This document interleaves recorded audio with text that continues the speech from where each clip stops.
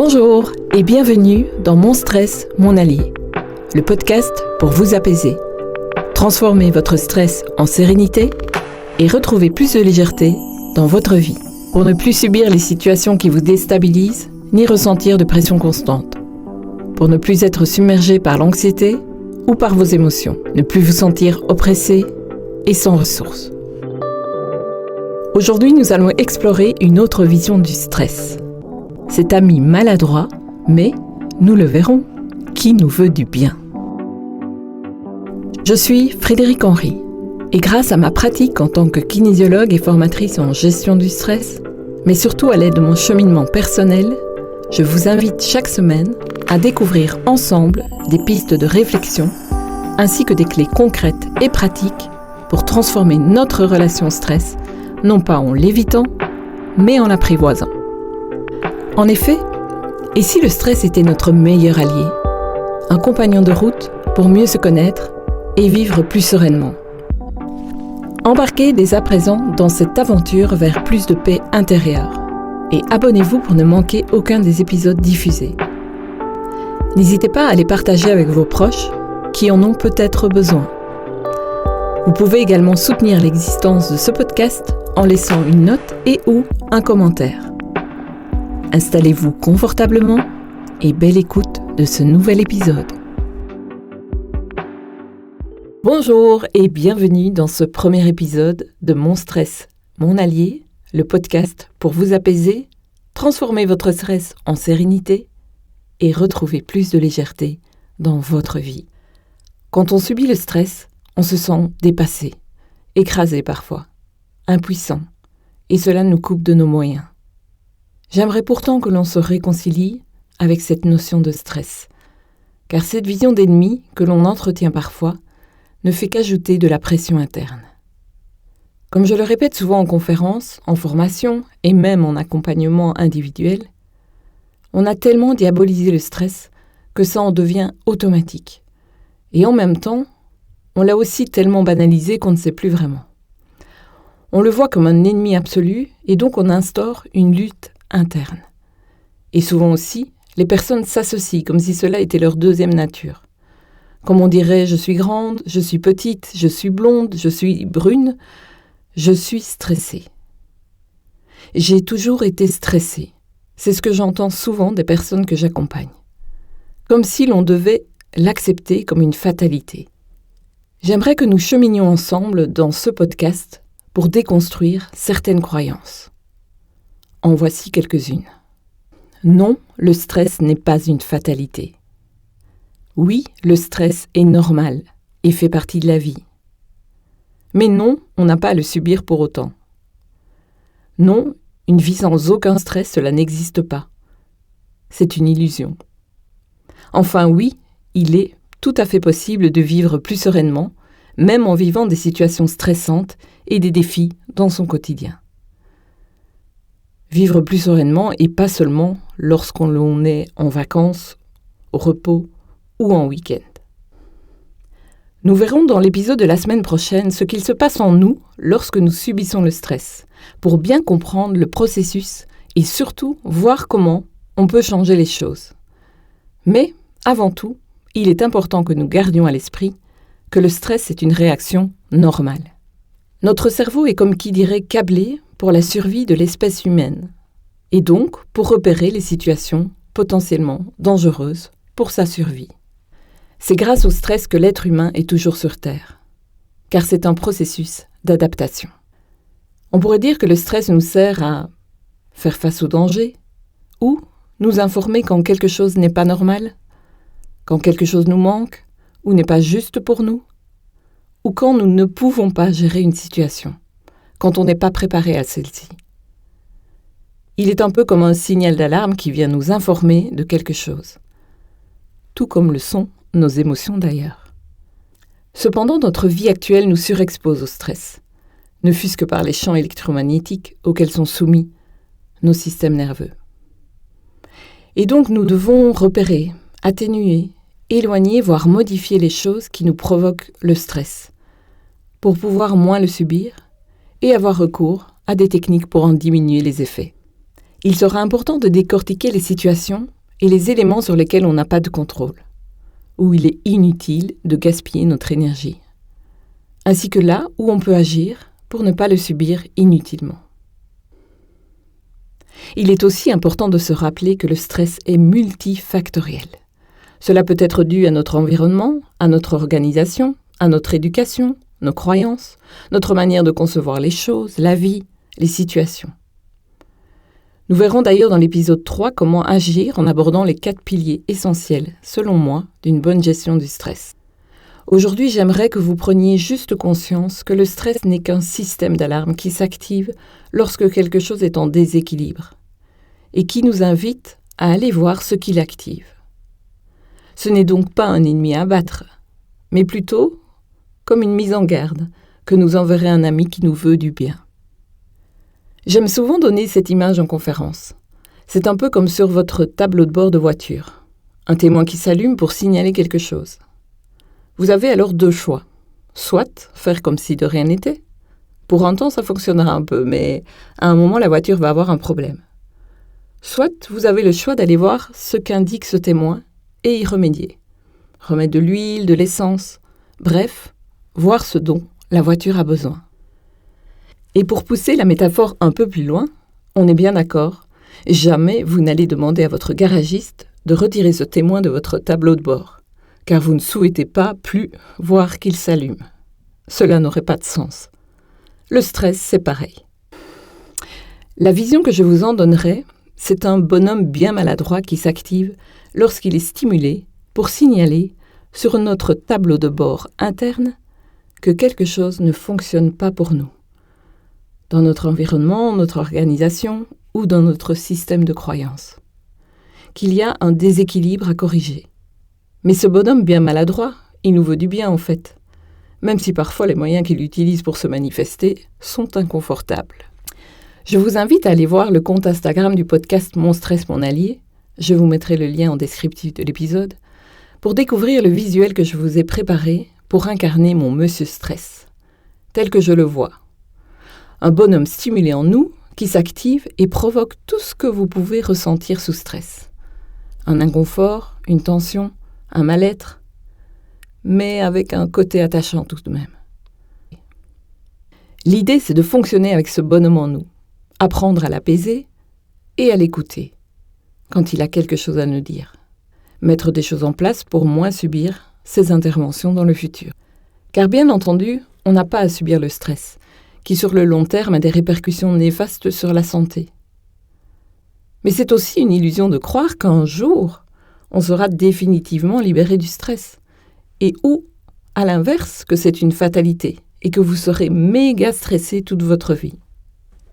Je suis donc là pour vous partager mon propre parcours et pour vous guider à trouver un juste milieu, un équilibre entre ces 2 postures, pour finalement vivre au travers de ce que la vie nous propose, des imprévus, des difficultés, des incertitudes, des défis, mais en pouvant être moins stimulés par ces situations quotidiennes où nous pourrons mieux faire face, être comme qui dirait mieux équipés, ayant appris à nous connaître et surtout pouvoir réguler le système interne qui s'active dans le but de nous protéger quand il estime être face à un danger quelconque. En fait, développer cette approche en nous, de pouvoir se libérer du stress superflu tout en acceptant le stress inévitable qui a pour but de nous garder justement en équilibre, qui s'activera pour nous mentionner que quelque chose est sans doute à rectifier dans notre manière de faire. Et parce que ponctuellement, c'est ce qui permet de nous stimuler lors d'un projet qui nous tient à cœur, lorsqu'on organise un événement important, qu'il soit professionnel ou personnel. C'est un peu comme le trac que ressentent même les plus grands acteurs de théâtre. Le trac, le stress, il n'est là juste parce qu'ils ont à cœur de bien jouer et le ressentent avant de monter sur scène, sans que cela les paralyse. Le stress peut donc nous stimuler, mais en aucun cas nous saboter, nous paralyser, nous écraser. Alors avoir une nouvelle vision du stress, c'est aussi apprendre à comprendre le stress différemment pour mieux l'appréhender, afin de ne plus créer à l'intérieur de nous de la tension, mais plutôt collaborer avec nos ressentis. Nous en servir comme information bénéfique pour plus d'équilibre, voire d'harmonie en nous. Étant kinésiologue, la kinésiologie étant une approche psychocorporelle, je ne vous cacherai pas que pour moi, l'apport d'entrée, c'est le corps et nos ressentis. Se reconnecter à ça est primordial. Aller apaiser le corps est l'étape numéro 1 pour s'apaiser. Apaiser le stress, l'anxiété. Ce n'est jamais avec la tête, des mantras ou des visualisations que vous allez pouvoir vous apaiser. Et bien que je les considère comme des outils indispensables, j'en distille moi-même dans les programmes, ce n'est pas la première étape, mais dans un deuxième temps que vous pourrez y faire appel. Pourquoi ? Saviez-vous que 80% des informations partent du corps vers la tête et non l'inverse ? En effet, les informations circulent du corps vers le cerveau, parce que le système nerveux, en particulier via le nerf vague et via les différentes fibres nerveuses, recueille en permanence des signaux de nos organes, tels que le rythme cardiaque, la respiration, la digestion. Il recueille aussi nos sensations pour informer le cerveau de notre état interne, et qu'il puisse réguler et adapter nos réactions, ajuster nos réponses et maintenir l'équilibre de notre état interne.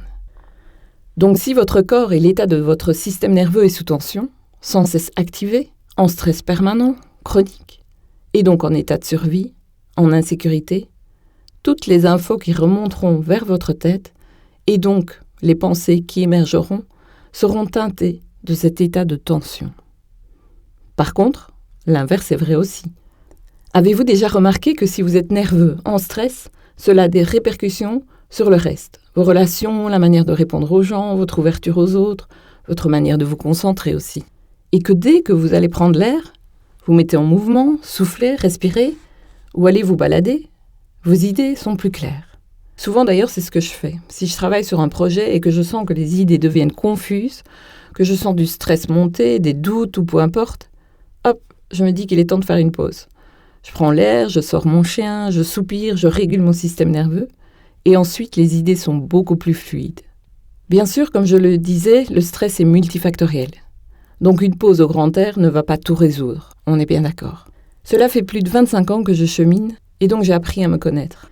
Bien entendu, ce podcast n'est pas une thérapie ou un accompagnement sur mesure, mais il vous délivre déjà des pistes générales avec lesquelles vous pourrez avancer. En tout cas, retenez que bouger, revenir à votre corps est toujours la solution. Ce qu'il y a, c'est qu'en Occident, on a fort axé les choses sur le mental, l'intellect, la volonté, le mindset, et on a l'impression qu'on peut tout résoudre avec notre tête.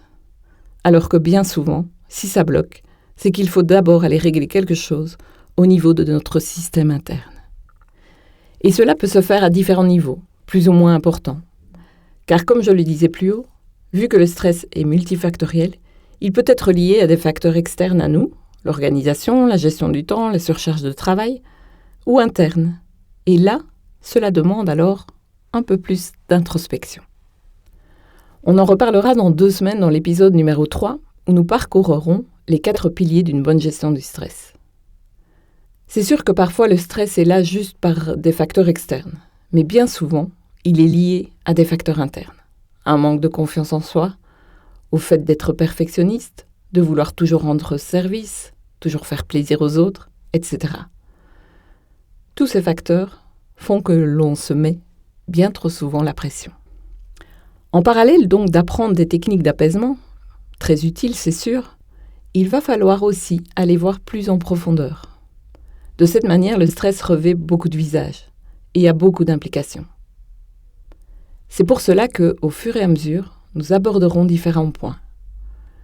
Tout au long de ce podcast qui se veut évolutif, nous aborderons des thèmes tels que les émotions, la confiance en soi, les injonctions, les loyautés, les croyances. Et je vous inviterai à chaque fois à un petit exercice pour vous mettre en route. Bien sûr, n'hésitez jamais à vous faire aider pour aller plus loin, si c'est plus profond. Alors pour en revenir à notre système interne, je donne souvent cette image en accompagnement. Notre système interne, c'est un peu comme un système d'alarme dans une maison. Il a son utilité, éviter l'intrusion des voleurs. Par contre, le but n'est pas qu'il se mette en route dès qu'une mouche s'introduit dans votre maison. Il nous faut donc, de la même manière, repérer ce qui active notre système interne et comment on peut faire pour diminuer sa vigilance, tout en étant capable de réagir en cas de réel besoin. Le fil rouge de ce podcast sera donc de vous donner des pistes, des réflexions, des invitations qui vous permettent de cultiver plus de paix intérieure et de liberté d'être soi pour ressentir plus de légèreté. Je pense profondément que nous ne sommes pas condamnés à vivre avec de l'anxiété, un mal-être ou de la pression constante. Nous sommes équipés pour nous sentir sereins, stables et libres, même lorsque les situations extérieures sont inconfortables. Mais cela demande de l'entraînement, une connaissance de soi et surtout une mise en mouvement. C'est pour cette raison que je vous inviterai régulièrement à ces mises en action. Je pense profondément que nous pouvons cultiver cela. Et, selon moi, cela ne se fait qu'en se créant un espace intérieur de sécurité suffisant pour accueillir toutes les facettes de notre être.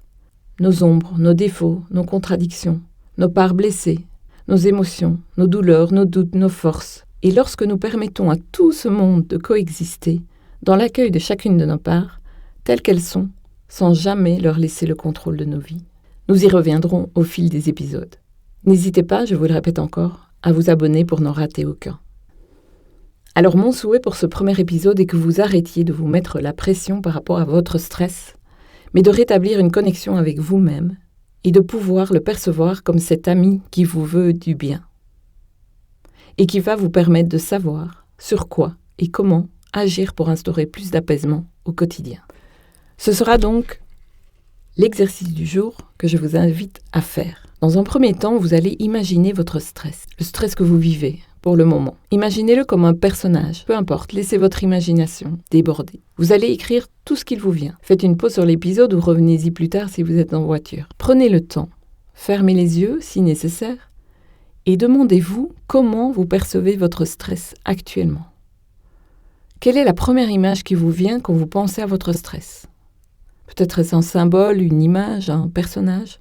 Dans un deuxième temps, demandez-vous comment vous pourriez le faire évoluer pour que la perception que vous en avez soit plus sympathique, pour qu'il devienne attachant. Un peu comme cet ami maladroit qui parfois vous stimule, un peu par ses réactions, mais qui vous veut du bien, et pour qui vous avez beaucoup d'amitié et qui se présente lorsque quelque chose n'est pas en équilibre et qu'il faut agir. Tout ça parce qu'en fait, il veut vous protéger.